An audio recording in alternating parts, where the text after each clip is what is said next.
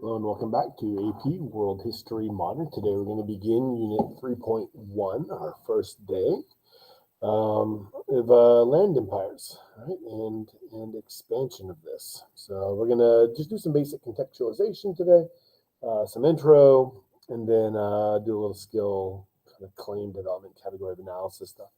So today we're looking to explain how and why various land-based empires developed and expanded. So today's going to be the first of many days exploring that objective, right? And really, this is going to be the next week and a half, 2 weeks, looking at how these empires expanded, and then of course, once they do expand, how do you maintain control over such a vast region with such a diverse population? All right. So this is, I always kind of like to say to the students in class that this is one of the more challenging of the units. And just take a minute and look this over.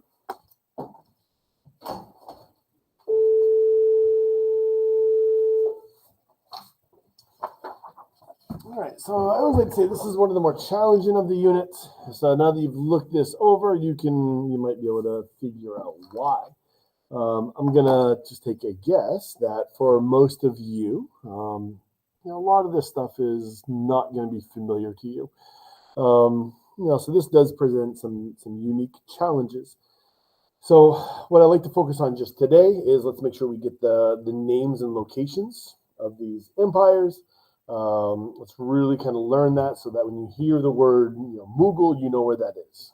Ottoman, you know where that is.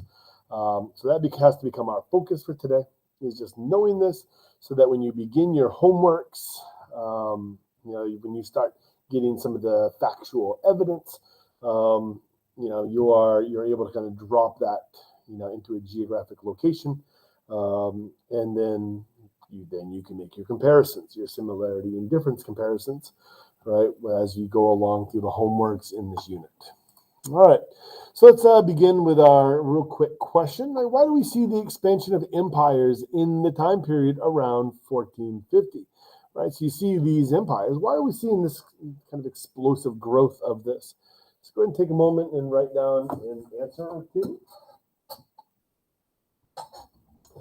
All right, so, in class, kids are generally pretty quick to get these. We see a decline of the Khanates. Either they get absorbed back into the cultural fabric of where they were, or they get overthrown. We're seeing the rise of a new weapon technology. Firearms are increasingly in use. We're seeing faster and larger ship designs. A lot of those technological innovations, are kind of making their way into Indian Ocean Trade Network and the Mediterranean Network, right? And of course, we're going to start to see the rise of the Atlantic system as well during this time period, right? And then naval technology. So all of those different technological innovations that we had talked about regarding navigation, are going to diffuse their way to be diffused, to Europe, be adopted in Europe, right around the beginning of this time period, and then we'll see the application of that. All right. Of course, we're going to see the combination of some of these things as well. Firearms mixed in with shipping. All right. As far as which what these empires are, sometimes you'll see them referred to as gunpowder empires. Right? Gunpowder empires. This is to say that these empires were created and expanded as a result of the adoption of gunpowder technology. So for whatever reason, the Ottoman, the Safavid, and the Mughal generally get lumped as the gunpowder empires. However, Russia will also use gunpowder technology. The Ming Dynasty will. The Qing Dynasty will. France will. And of course, every other European empire that we're going to look at in Unit 4. But this is, right, if you see gunpowder empire, this is usually what it's referring to, right? But I generally do not use that phraseology just because technically they're all gunpowder empires during this during this time period. So, but yeah, I think there may be a book or something about that. All right. So here's another kind of look at the gunpowder empires, and the Songhai also use gunpowder tech as well, as every empire does during this time frame. I guess with the exception of the Inca and the Aztecs, because they are disconnected from this Afro-Eurasian trade network. So gunpowder technology would not have been diffused to them in that post-Mongol world. All right. So yes, so that would put them at a distinct disadvantage once they come into contact with Europeans. All right, so let's take a moment and let's draw a map. All right, so um, in class today, we took some time and we drew out this map, really as a way to try to learn like what these names are and where they are. That's why we do it. So, students in class, we were given a piece of paper. All right, so actually gave students paper today for this one, and so let's go ahead and draw the map. I'll go ahead and draw this map. There you go. Let me. All right. So I guess the best place to begin. All right. So I'll put my camel here for now. All right. I guess the best place to begin. I guess in class, I don't know why, but I started in Asia this time. So let's go ahead and start in Asia. Right, and it doesn't have to be perfect. Right? We're just looking for basic outline map here. Right. Like I said, not really looking for perfection. Southeast Asia. Let's drop that down to the Malaccan Straits. Remember, we're not going to do the Americas today either, so keep that in mind. And as you're kind of thinking about your spacing for this. Right.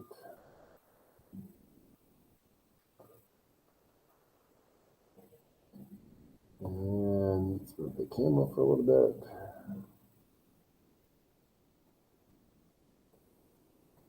And definitely cutting off Africa here. I really messed that up good. Well, let me go ahead and get another piece of paper. And let me just take this on. Just for the purposes of this. I don't want to go and backtrack and do this again. All right. And let's come up. Let's come up about here, and we're gonna cut across and do North Africa here. All right.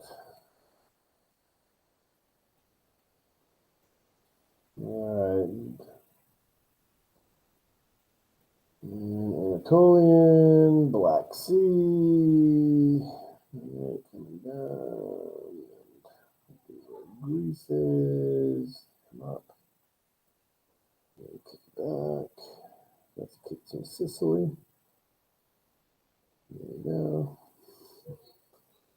And it says, I'm not looking for perfection, as you can obviously tell. All right. All right, so there you go. So a basic map, and then we'll kind of run that up. Scandinavia. Yes, we got Denmark. And then England, Ireland, good enough. All right, so there's our map. All right, a little overly stretched, and so let's make sure we put our map key on here. Right. So there's kind of the major empires that we are looking for. All right, so let's just start up. Oh, I gotta do Japan as well. So, all right, Japan. this. All right.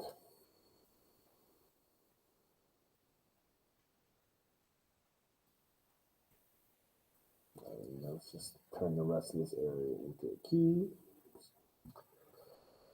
All right, so let's go ahead and do this. So Ottomans, all right? Ottoman, O-T-T-O-M-A-N. Can you see that good? Yes. All right, so the Ottoman Empire. All right, Ottoman Empire. And what color you want to do this? Let's do this one red. All right. So Ottoman Empire. And I wish I could zoom that camera. I can zoom the camera. Good. All right. So Ottoman Empire. Let's do this in red. And you know, this border in North Africa is going to move a little bit in the 1500s. Right. Let's kind of take this across. Control. Right. So remember, after the 1500s, by the time we get to like 1520 or so, you know, they will have control over, you know, over Mecca. Right. They'll have control over Mecca. And right, once they defeat the Mamluks, that is. All right, so let me just put this as a, okay, and then, you know, if you've got color pencils, then go ahead and color this in. For speed's sake, I am just doing this. All right, so Ottoman Empire. Ottoman Empire. All right, so now that you've done the Ottoman Empire, let's do our next one. Let's do the Safavid. All right, Safavid. Let's go with a green on this. So green, S-A-F-A-V-I-D. All right, Safavid. And right, this is a Shia. All right, a Shia, and I guess you could spell that in a couple of different ways. Shia, or sometimes it's with a TTE, right, on the end. All right, I guess I should probably just put Sunni.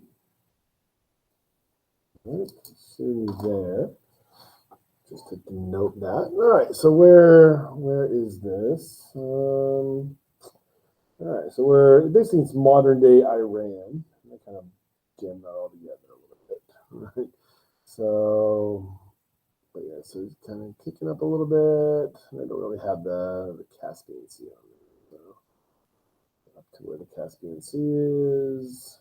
There you go. All right, so there's your, let's do this in a different direction. Right. So that's Safavid. All right, Safavid. Safavid. Safavid, Safavid, Safavid, Safavid. All right, let's do the Mughals. Let's do that one in purple. I really don't care what color you're doing this at home, just as long as your key reflects what it is. All right, Mughals. All right, our Mughals. And this is going to be another Sunni Islam group. And of course, both the Mughals and both the Mughals and the Ottomans are Turkic peoples. Right, Turkic. All right. So South Asia here. All right. So let's go ahead and put these straight up and down. Why not? So if you're holding color pencils, probably better, but we're trying to make this quick. All right. So there's our Mughals. All right, our Mughals. That is today India. All right. Our next one, Manchus. Can I use yellow for this? Yeah, that does show up okay. All right, so I'm going to put Ming. All right, Ming, and 1368 until 1644. Right, Ming, and I'm going to put a slash, and I'm going to put Qing. right? Qing, right? And I'm just going to parenthetically note that. And I'm going to put Manchu, M-A-N-C-H-U, Manchu. Our textbook, I don't even think uses the word Qing, at least not right now. This kind of in this time period, right? And and they're going to be from 1644 through 1911. Right? So you'll see Manchu and Qing used synonymously with each other. And this largely has to do with the fact that they are not an ethnically Chinese dynasty. Right?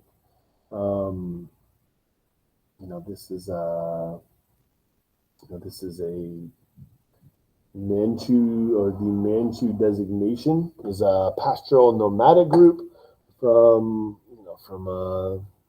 Northeast Asia that will come down and conquer and sack Beijing, and then eventually over the next 20 years take over all of China.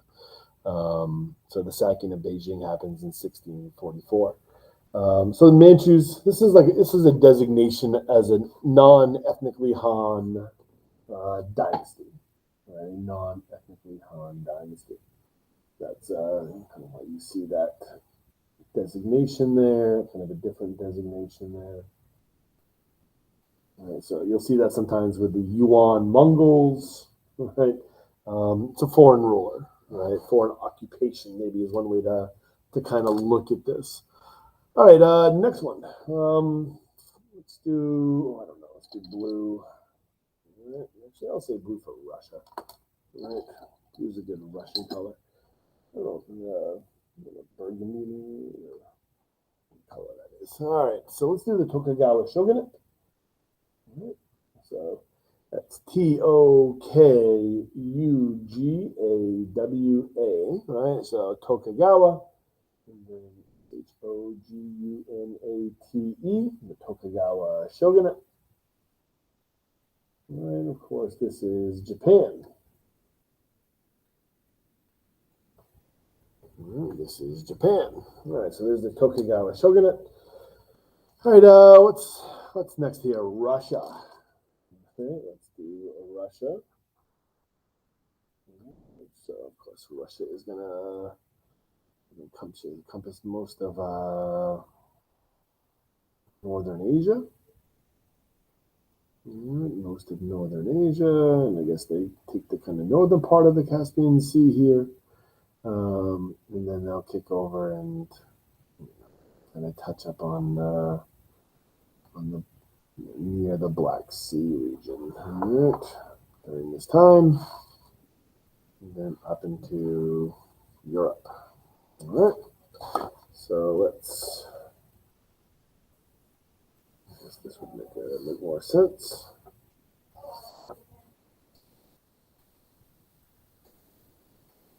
Russia's 11 time zones, east to west. You want to wrap your mind around 11 time zones, how big that is. The contiguous lower 48 states in the United States were 4. We'll talk about how big Russia is. I think I read once that Russia's landmass, surface area, is equal to Pluto, the dwarf planet. Right. All right. So there's that. Right, and then next is, I don't know. Let's do the Songhai.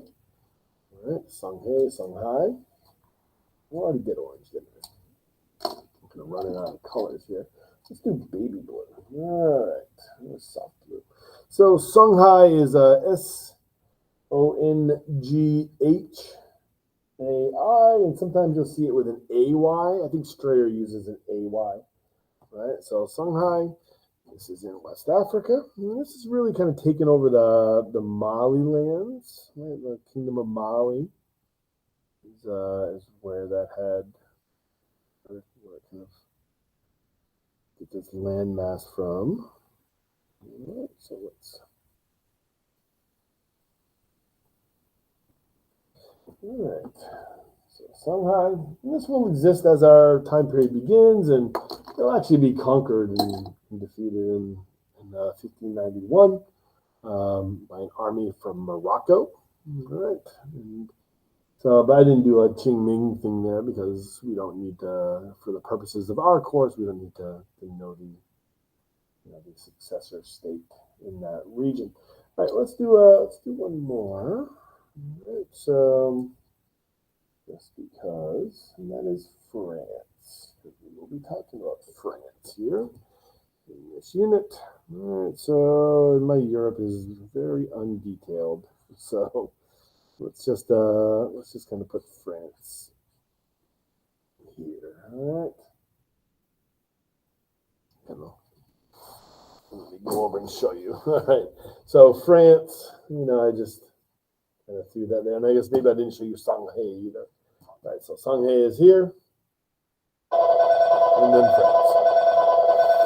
All right. So that's that. All right. So these are the basic kingdoms. So as we go through Unit 3, we are going to be, learning about these individual places, right? In addition, we'll also be looking at the Aztec and the Inca. The Aztec and the Inca. And I guess, right, there's our camelback. All right. All right. So let me keep that out. All right. All right, so in class, this is largely what we did. So I'm going to go over a few more things here, just as just because I had it ready. But there are things I'm also going to talk about in additional videos. So if you're just looking to catch up on what you missed in class, that's the only thing that we consistently, didn't I get caught up by the bell one. All right, some of my other classes, we did kind of talk about some of these examples of monumental architecture. The Taj, right? So, I asked students in class, can you identify where some of these places are without, just by looking at the name? And most students have heard of the Taj Mahal, know where that was. Some even knew the story of Mumtaz, right, and Shah Jahan of the Mughal Empire. Most students had heard of Versailles. When asked how they knew about it, I think the Treaty of Versailles in 1919 is what most commonly came up, which is interesting. St. Basil's, that did not sound familiar to them, but when I told them what it was, then yeah, they have all heard of it. Right, so yeah, I had one kid who had done a project on the Blue Mosque. Right, so that, I think that was it as far as having been aware. We took a second in class and just looked at this. This is our time grid. And once again, we're starting a whole new time period, so this should not look that familiar. But there is definitely a few things on there that, that are familiar. Right? So feel free to kind of take a look, pause and take a look at this. All right, and we're going to go over this as well, but just as an intro to this time period, some basic categories of analysis broken down by course theme, that you may want to keep track of. And then every now and then I kind of gave you some examples of some evidence that might work for this.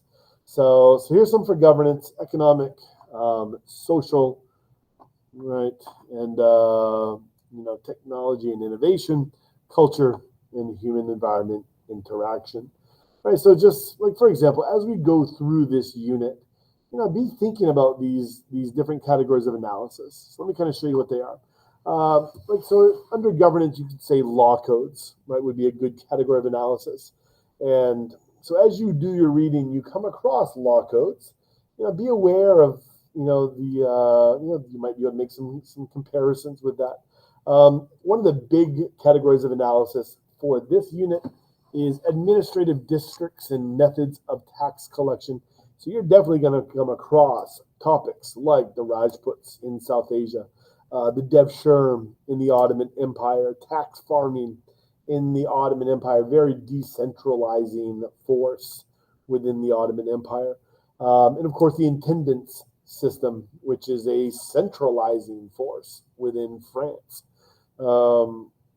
the administrative policy of hostage systems that we see in Edo under the Tokugawa, at Versailles in France, and of course in Cusco under the Inca.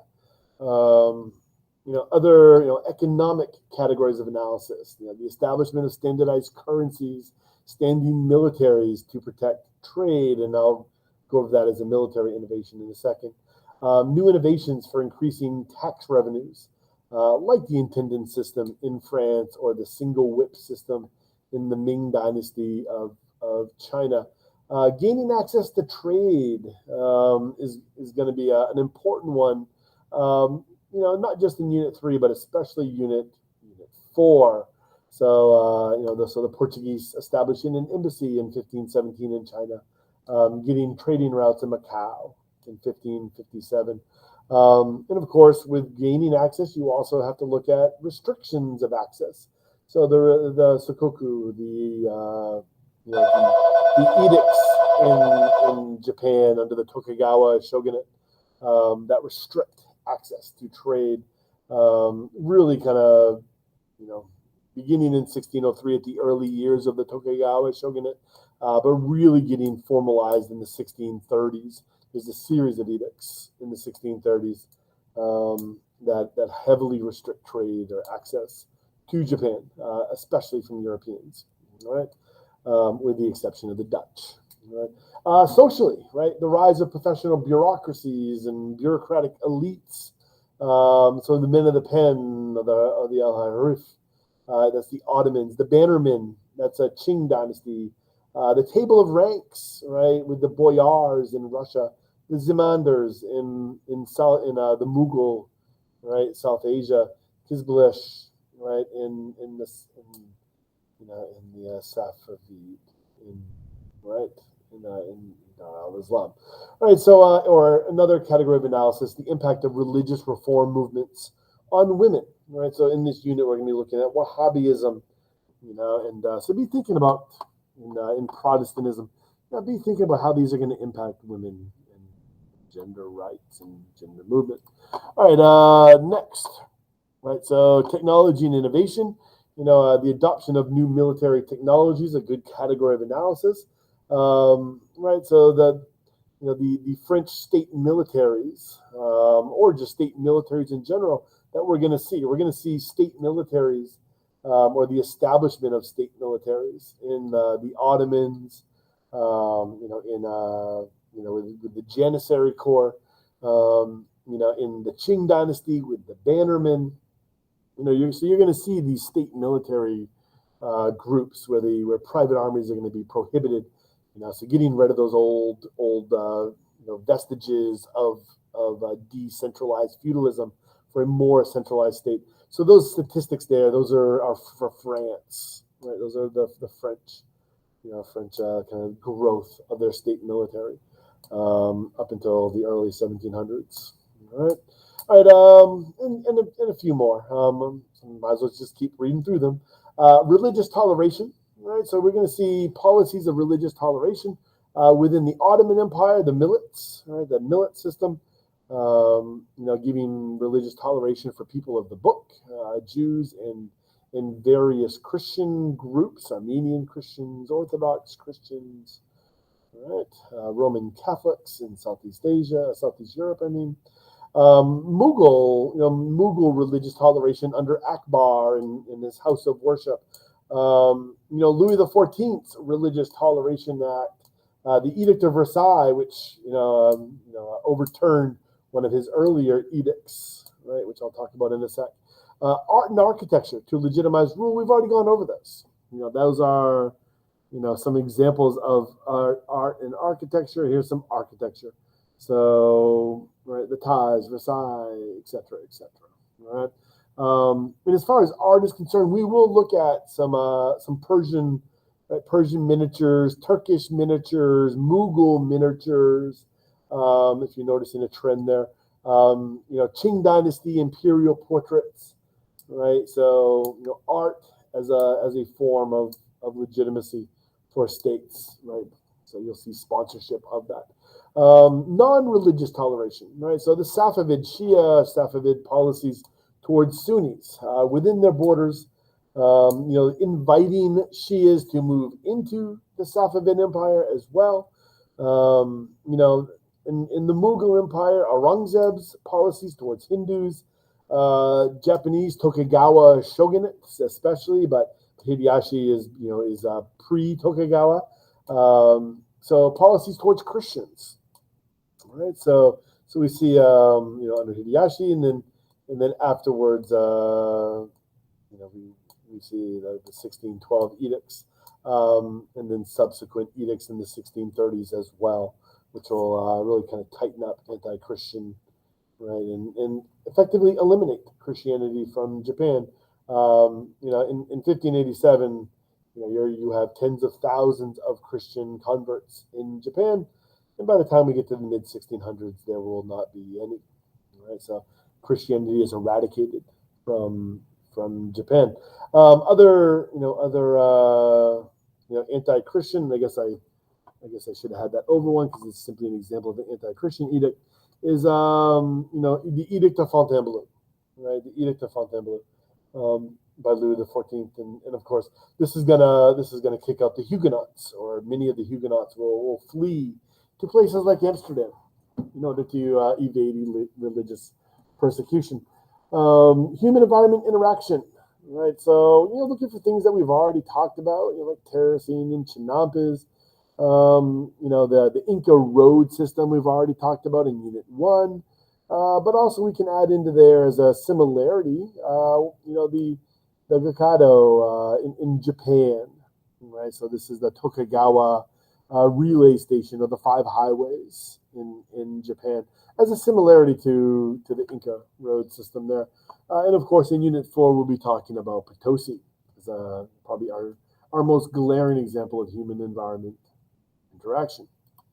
All right, so that's about all for today, right? And we'll be hitting these over and over again this unit, just as suggestions, right, on ways that you can look at your content as you're going through it this unit. All right, so land empires, maritime empires face the same problems, right? First, but try to resolve them in different ways, and that's what our real focus is this unit. Is how do you administer these? And in what ways is that administration different? What are the similarities in expansion, right? So gunpowder technology is a common thread, right? But how do you deal with conquered groups? And that's where you're going to see a lot of variation.